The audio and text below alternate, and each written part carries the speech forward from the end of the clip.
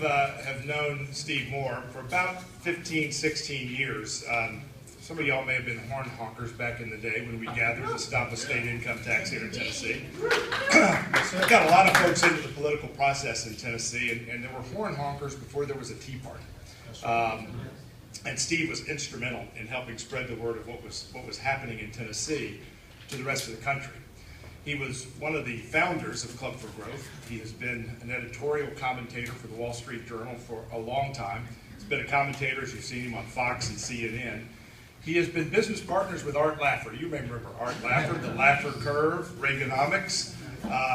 They would have called it the Laffer-Moore curve, but it just sounded like it was too long at that point. So Art has gotten the publicity while Steve was one of the originators of the plan. What I'm most proud of Steve Moore is that in all these years he has absolutely stuck to his guns, literally and figuratively, when it comes to what makes America prosper. And when we listen to the lessons that Steve preaches, we do well as a country. We do well as a state. He is now one of the top advisors to President Trump and the Trump economic team, and we are seeing the results even before they're able to cut the regulations and cut the taxes that will really spur the economic growth that we know will come if they will simply deliver on what they've promised. The Trump team, President Trump into the barrier. President Trump and his plans are being blocked by our Republican majorities in the House and the Senate. And I can tell you Steve Moore and his team are not going to stop pushing until we get what they've promised done. We're going to learn the lessons of what happened with Obamacare, where just because they voted for something 15 months ago doesn't mean we can count on them today. And it's going to mean pressure at home in their home districts to make that happen. That's what Freedom Works is about. That's what the Tennessee Republican Assembly is about. That is what we in this room are about.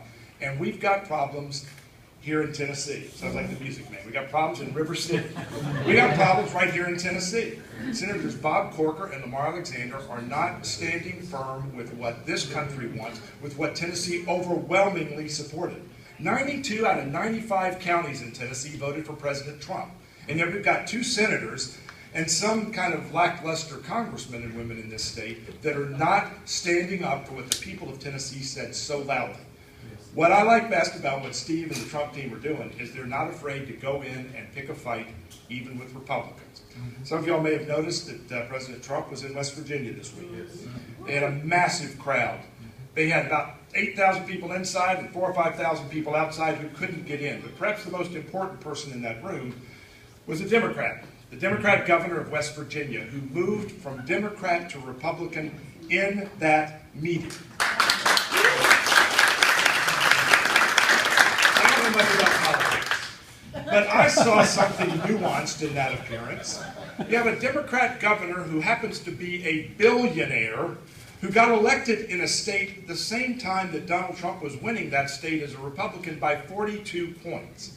You've also got a Republican senator in that state who voted to block the repeal and replacement of Obamacare. I don't know what I'd be thinking if I'm Shelley Moore Capito, but I would be thinking that we've now got a billionaire Republican governor who might be a pretty formidable candidate against me if I don't start doing right. And I think that's the message that Donald Trump was helping to send with his visit to West Virginia. And I would tell you that in places like Arizona and other states across the state, you better start reserving spaces in large convention centers because Trump is coming to town.